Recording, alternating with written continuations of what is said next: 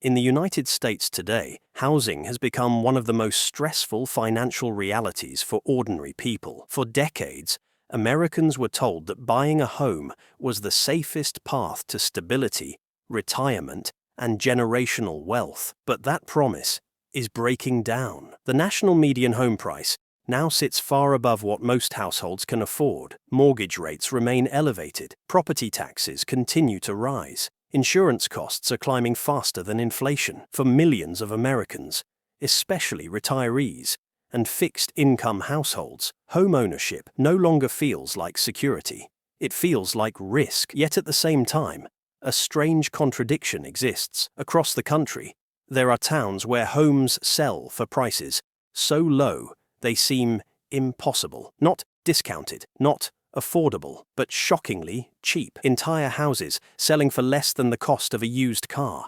Entire streets where demand has collapsed. Entire towns where housing prices stopped behaving like assets and started behaving like liabilities. These are not isolated listings. They are not rare foreclosure anomalies. They are symptoms of something deeper. When housing becomes this cheap, the problem is not the house. The problem is everything around it. This documentary is not about finding bargains. It is about understanding warning signs. Tonight, we are examining 10 towns in the United States where homes are so cheap, you might think it's a scam. But the truth is more unsettling than fraud, because in America, prices fall this low only when confidence disappears. Let's begin in Gary, Indiana. At one point, Gary was one of the most productive industrial cities in the country. It was built on steel, manufacturing, and union jobs that provided stable middle-class incomes for generations. Entire neighborhoods were designed for workers who believed their children would live better lives than they did. Today, homes in Gary regularly sell for under $50,000. Some sell for significantly less. On paper, this sounds like opportunity. In reality, it reflects decades of economic erosion. When steel production declined, jobs disappeared. As employment fell, people left. As people left, demand for housing collapsed. Gary lost more than half of its population. Schools closed. Public services shrank. Infrastructure aged without the tax revenue needed to maintain it. Low housing prices did not cause Gary's decline. They are the final stage of it. In many neighborhoods, vacancy rates are high. Crime remains a concern.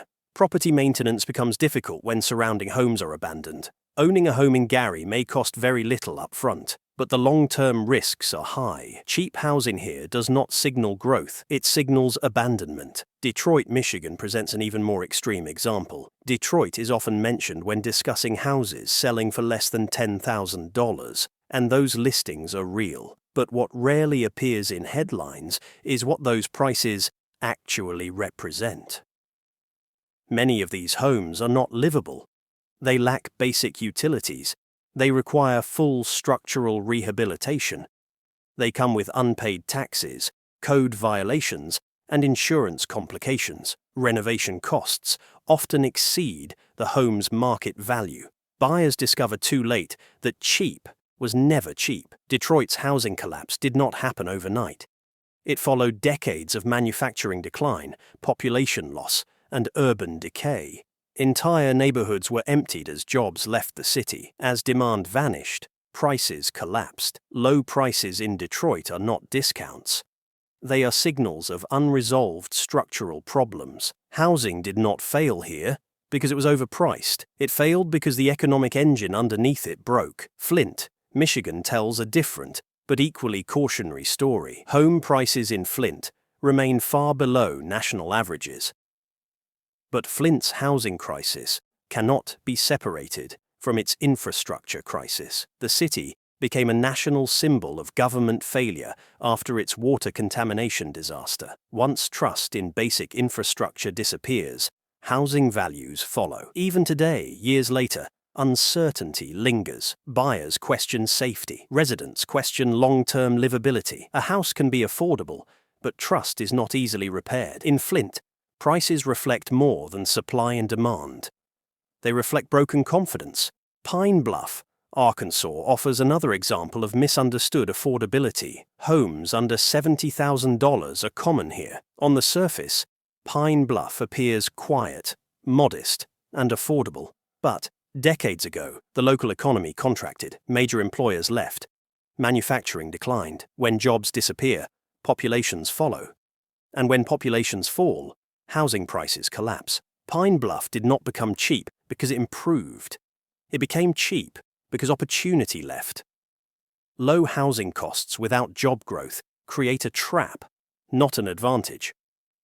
Cairo, Illinois demonstrates how environmental risk compounds economic decline. Once a major river trade hub, Cairo now sits largely abandoned. Flood risk is constant. Insurance premiums are high.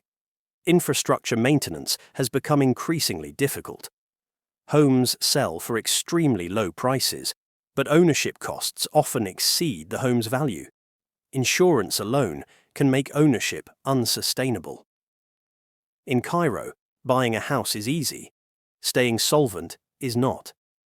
Youngstown, Ohio, lost more than 60% of its population as steel jobs vanished. What remains is a city built for far more people than live there today. Housing supply vastly exceeds demand.